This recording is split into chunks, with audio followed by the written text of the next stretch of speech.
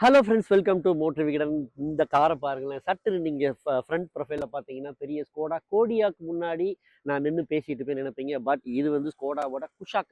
பல அப்டேட்டுகளோட ஒரு facelift model இந்த வருஷத்துக்கு வந்திருக்கு. குஷாக்கு இதில் என்னென்ன அப்டேட்ஸ் நடந்திருக்கு அப்படின்னு பார்க்கலாம். மொத்தம் வந்து 5 ட்ரிம்ஸில் வந்து ஸ்கோடா இதை வந்து கொண்டு வந்திருக்காங்க. கிளாசிக் ப்ளஸ்லேயே பார்த்தீங்கன்னா பல வகையான ஃபீச்சர்ஸு வந்துடுது. முக்கியமாக ஆட்டோ டிம்மில் ஐஆர்விஎம், அப்புறம் வந்து ரியரில் வந்து டிஃபாகரு, ரெயின் வாஷிங் வைப்பர், அப்புறம் அலாய் வீல்ஸு, எல்லா கார்லையுமே சன்ரூஃப் வந்துருது. அது இப்போ ஸ்கோடால கொண்டு வந்துட்டாங்க. இது வந்து பார்த்தீங்கன்னா மாண்டே கார்லோ. நான் ஏற்கனவே சொன்ன மாதிரி ஃப்ரண்ட்ல பார்த்தீங்கன்னா கோடியாக்கோட அதே கிரில்லு.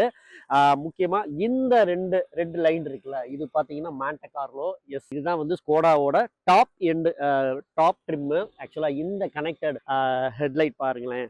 அதாவது பழசை விட இது வந்து கொஞ்சம் ஸ்லிம் அண்ட் ஸ்லீக்காக கொடுத்துருக்காங்க. இந்த ஐப்ரோ ஷேப்பில் இந்த எல்இடி டிஆர்எல் செம்ம அழகு. இங்கே ஒரு அப்படி கனெக்டட் அப்படி லைட்டு இங்கே பாருங்களேன், சூப்பராக இருக்குது. இதை விட பின்னாடி இன்னும் மாஸாக இருக்கும் இந்த டிஃப்யூசர். ஸோ எஸ்யூவிங்கிறதுக்காக கொடுத்துருக்காங்க.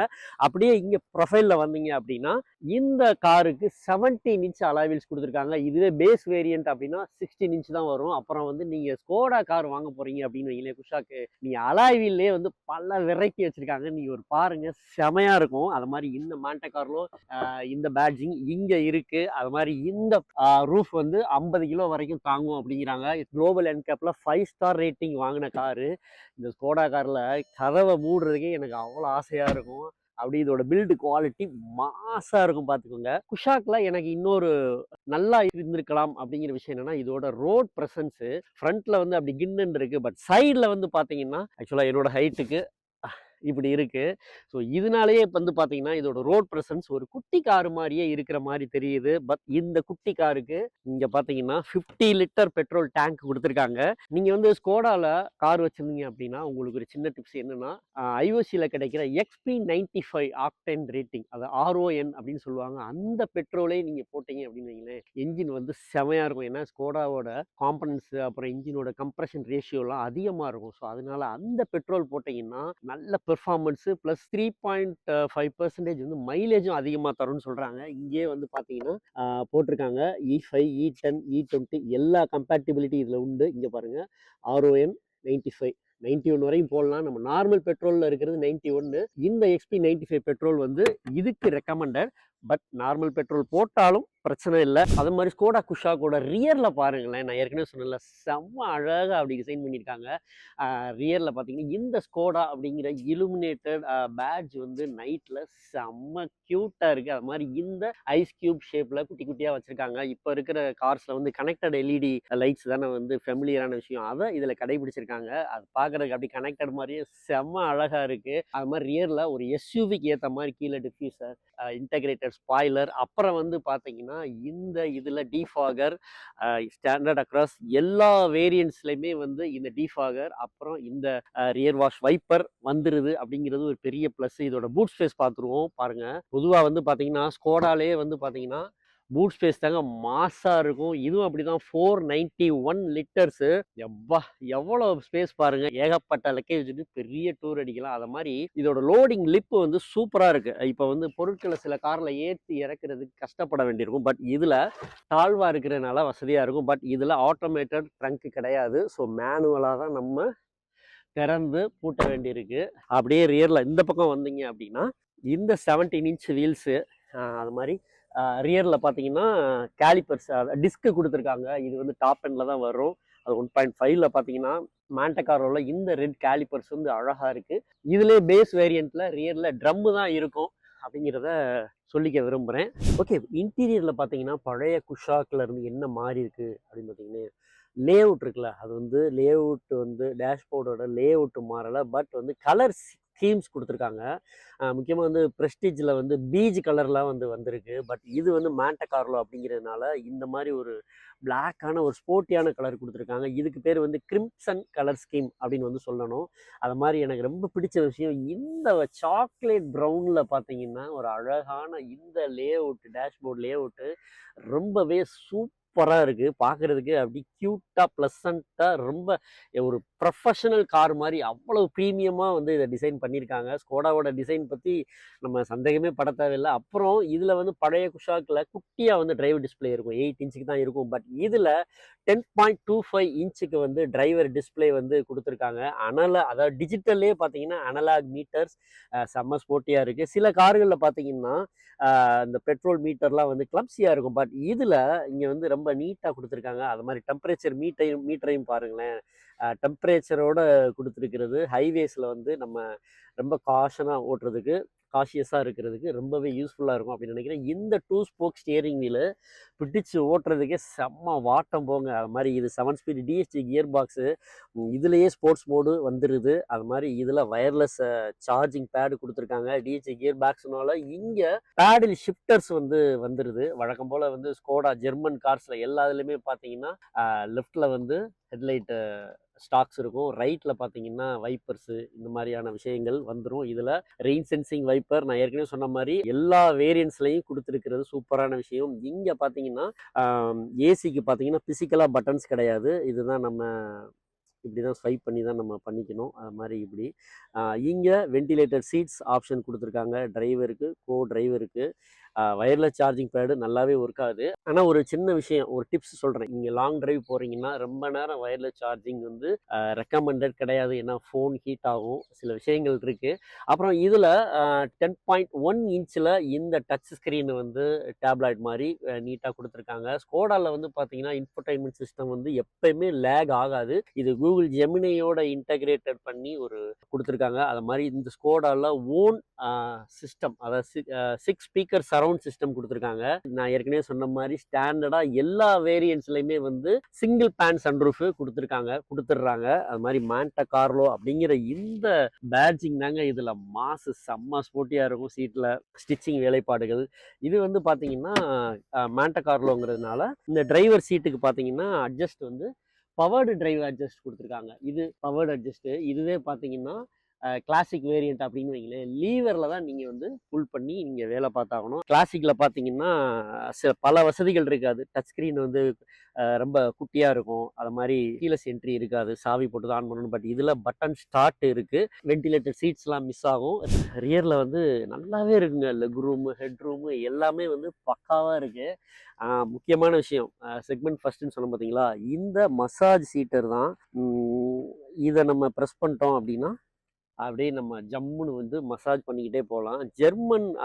ஜெர்மன் கார்ஸில் வந்து மசாஜ் சீட் வந்து ஒரு முக்கியமான ஒரு ஆப்ஷனாக கொடுத்துட்றாங்க. நல்ல வேளைக்கு ஹீட்டிங் சீட்ஸ் வந்து கொடுக்காம விட்டாங்களே. பட் இதுலையும் வென்டிலேட்டர் சீட்ஸ் வந்து கொடுத்துருக்கலாம் அப்படிங்கிறது என்னுடைய கருத்து. ஏன்னா இப்போ வர இந்த சிரோஸ் மாதிரியான கார்கள்லேயே சில வசதிகளெல்லாம் வந்து அள்ளி தெளிச்சிடுறாங்க. ஸோ ஸ்கோடா இதில் ஒரு படி மேலே இருக்கணும் அப்படிங்கிறது. மசாஜ் செமையாக இருக்குங்க, சூப்பராக இருக்குது. அது மாதிரி இந்த சார்ஜிங் போர்ட்ஸ் வந்து சி டைப் வந்து கொடுத்துட்றாங்க.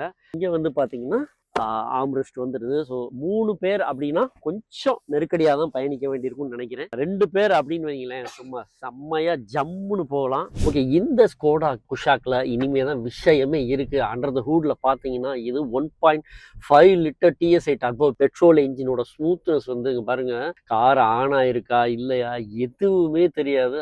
அந்த மாதிரியான ஒரு ரிஃபைன்மெண்ட்டு. அதில் இந்த 150 horse power 280 newton metre torque அப்படின்னு சொல்லிட்டு அப்படியே நம்மளோட டிரைவிங் வந்து சாய்ஸ் வந்து பார்த்தீங்கன்னா இந்த 1.5 லிட்டர் தான். இதுலேயே பார்த்தீங்கன்னா கன்சியூமர் கேட்டதற்கு கிணங்க வந்து ஸ்கோடா வந்து ரியர்லையும் வந்து டிஸ்க் பிரேக் ஆப்ஷன் வந்து கொடுத்துருக்காங்க. அது மாதிரி இதில் ஆக்டிவ் சிலிண்டர் டெக்னாலஜியும் இருக்குது அப்படிங்கிறது ஒரு கவனிக்க வேண்டிய விஷயம். இந்த ஃபோக்ஸ்வாகன் குரூப் கார்ஸ்லாம் வந்து ஏசிடின்னு சொல்லுவாங்க. நம்ம வந்து ஒரு 2 சிலிண்டர் வந்து கட் ஆஃப் ஆயிரும். ஸோ அதனால வந்து ஆப்வியஸாக வந்து மைலேஜ் அதிகரிக்கும் அப்படிங்கிறது வந்து இதோட தாத்பரியம். இப்போ ஆனால் வந்து பார்த்தீங்கன்னா இந்த ஸ்கோடா குஷாக்னு வந்து நான் ஏற்கனவே ஓட்டியிருக்கேன்.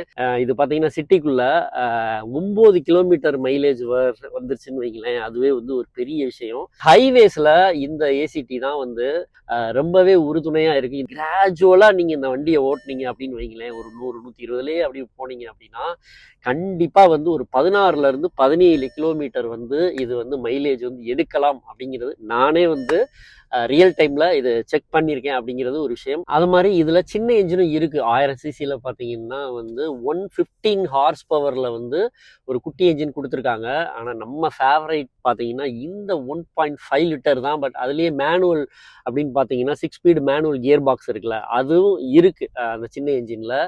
இதில் இன்னொரு அசத்தலான விஷயம் பண்ணியிருக்காங்க. என்னன்னா 6 ஸ்பீடு டார்க் கன்வெர்ட்டர் கியர் பாக்ஸை தூக்கிட்டு 8 ஸ்பீடு கியர் பாக்ஸுங்க. ஆக்சுவலாக இந்த குட்டி காருக்கு ஒரு 8 ஸ்பீடில் கியர் பாக்ஸ் இருந்துச்சுன்னா எப்படி இருக்கும் ஓட்டுறதுக்கு.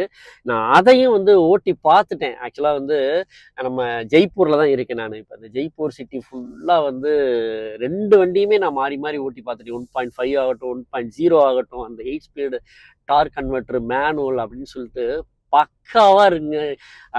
8 ஸ்பீடு நீங்கள் வந்து டார்க் கன்வெர்ட்டர் கியர் பாக்ஸ் வந்து அவ்வளவு ஸ்மூத்தாக இருக்குது. பொதுவாக வந்து கார்ஸில் வந்து பார்த்தீங்கன்னா பட்ஜெட்டுக்கு ஏஎம்டி கொண்டு வந்தாங்க, அப்புறம் சிவிடி கொண்டு வந்தாங்க, அப்புறம் கொஞ்சம் ப்ரீமியமாக வந்து டார்க் கன்வெர்ட்டர் வந்துச்சு. நீங்கள் ஃபஸ்ட் டைம் கார் பையராக இருந்தீங்க அப்படின்னு வைங்களேன், அது ஆட்டோமேட்டிக் தான் வேணும் அப்படின்னா நீங்கள் 1.0 லிட்டரில் 8 ஸ்பீடு கியர் பாக்ஸுக்கு நீங்கள் போயிட்டீங்க அப்படின்னா பெஸ்ட் சாய்ஸாக இருக்கும். பட் இதில் ரியல் டைம் மைலேஜ் எவ்வளவு அப்படிங்கிறது வந்து எனக்கு தெரியல. இன்கேஸ் நீங்கள் ஸ்கோடா குஷாக் நீங்கள் 1.0 8 ஸ்பீட் கியர் பாக்ஸ் வாங்கியிருந்தீங்க அப்படின்னா எவ்வளோ மைலேஜ் வருது அப்படின்னு சொல்லுங்கள், எனக்கு யூஸ்ஃபுல்லாக இருக்கும். அது மாதிரி இதோட டிரைவிங் மேனர்ஸ் இருக்குல்ல, பா என்ன மாதிரியான டிரைவிங் தெரியுமா? அப்படியே நீங்கள் வந்து ஒரு பட்டகில் போகிற மாதிரி நீங்கள் பாருங்கள். இப்போ வந்து நான் கிட்டத்தட்ட ஒரு 95 கிலோமீட்டர் ஸ்பீடில் போகிறேன். பட் வந்து உள்ள எனக்கு எந்த தாக்கமும் தெரியல. அவ்வளோ அழகாக இருக்குது. ஒரு பெரிய பள்ளத்தில் இறக்குறேன்.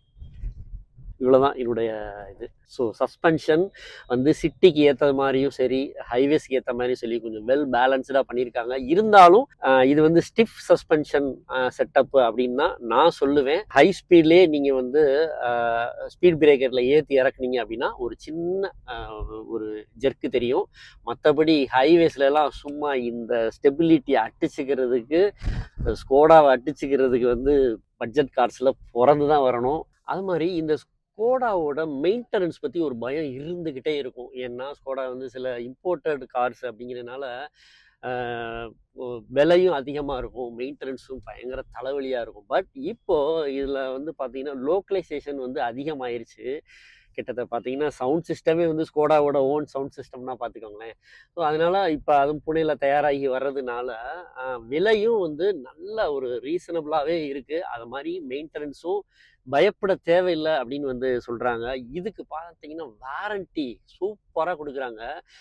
சில கார்லாம் பார்த்தீங்கன்னா பெயிண்ட்டு ஃபேட் ஆயிருமோ அப்படின்லாம் வந்து பயப்படும்ல. பட் வந்து இந்த ஸ்கோடாவுக்கு பெயிண்ட்டுக்குனே வந்து ஒரு 3 வருஷம் வாரண்டி கொடுக்குறாங்கங்கிறது சூப்பரில். அது மாதிரி கரோஷன் வாரண்டின்னு ஒன்று கொடுக்குறாங்க. அதாவது அரிப்பு ஏற்பட்டுச்சுன்னா அதுக்கும் வாரண்டி. ஸோ எங்கள் பாகங்கள் அவ்வளோ தரமானவை அப்படின்னு வந்து ஸ்கோடா வந்து சொல்கிறாங்க. ஸோ இந்த மாதிரி அது மாதிரி எக்ஸ்டெண்டட் வாரண்டியும் இருக்குது. ஸோ இந்த மெயின்டெனன்ஸ் பற்றி கவலைப்பட தேவையில்லை அப்படிங்கிறதுக்காக இதை நான் சொல்கிறேன். ஓகே, ஸ்கோடா குஷாக் பார்த்தீங்க அப்படின்னா நான் இப்போ ஜெய்ப்பூர் ஃபுல்லாக வந்து நான் இதை ஓட்டிட்டேன். எனக்கு எந்த இடத்துலையுமே வந்து குறைகள் தெரியவே இல்லை.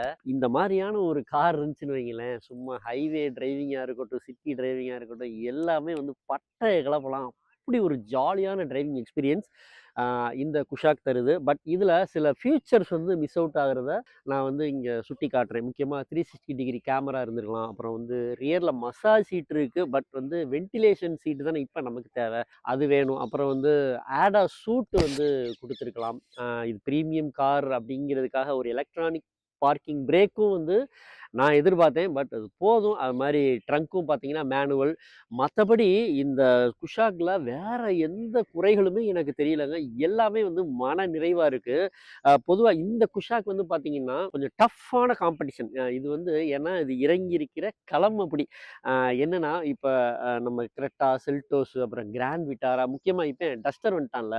ஸோ இவங்களெல்லாம் நீங்கள் பீட் பண்ணணும் அப்படின்னா இந்த மாதிரி இன்னும் கொஞ்சம் கொஞ்சம் ஃபீச்சர்ஸை அந்தாப்பா அப்படின்னு சொல்லி நீங்கள் வாடிக்கையாளர்களுக்கு தந்தால் தான் வந்து ஸ்கோடா வந்து இன்னும் கொஞ்சம் எக்ஸ்பேண்ட் பண்ண முடியும் இந்த செக்மெண்ட்டில். அதுக்காக சொல்கிறேன். மற்றபடி அந்த குளோபல் என்கேப்பில் வந்து 5 ஸ்டார் ரேட்டிங் வாங்கினதாக இருக்கட்டும், அப்புறம் முக்கியமாக 1.0ல் அந்த 8 ஸ்பீடு கியர் பாக்ஸ்லாம் சான்ஸே இல்லைங்க. பெரிய அவுடி, BMW அந்த மாதிரியான ஒரு எக்ஸ்பீரியன்ஸ் தான் அந்த 8 ஸ்பீடு. சிட்டிக்கும் ஹைவேஸுக்குமே பக்காவாக இருக்குது. மைலேஜில் மட்டும் இன்னும் கொஞ்சம் இம்ப்ரூவ்மெண்ட் வேணும். மைனஸ் அப்படின்னு பார்த்தீங்கன்னா ஒரே ஒரு சின்ன இன்னொரு மைனஸ் சொல்லலாம். ஏன்னா நீங்கள் ஹை ஸ்பீடில் போயிட்டு சிட்டிக்குள்ளே வந்து நீங்கள் ஒரு மேடு பள்ளங்களை ஏற்றும் போது கொஞ்சம் வந்து ஜெர்க்கியாக இருக்குது. இது வந்து ஒரு பெரிய குறை இல்லை. ஏன்னா இதுதான் ஹை ஸ்பீட் ஸ்டெபிலிட்டிக்கு பக்காவாக வந்து ஹெல்ப் பண்ணுது. ஸோ குஷாக் வந்து இன்னும் ப்ரைஸ் வந்து அனௌன்ஸ் பண்ணலை. அநேகமாக ஒரு 11,5 லட்சத்துலேருந்து ஒரு 19 லட்சம் இருக்கும் அப்படின்னு நான் நினைக்கிறேன். இன்னும் கொஞ்சம் விலையை வந்து அப்படியே கொஞ்சம் இது பண்ணாங்கன்னா ஸ்கோடா வந்து குஷாக் வந்து இன்னும் கொஞ்சம் அப்படியே எக்ஸ்பேண்ட் ஆகி போயிடுவான். ஸோ குஷாக் பற்றி உங்களுக்கு ஏதாவது கமெண்ட்ஸ் இருந்துன்னா சொல்லுங்கள். தேங்க்யூ.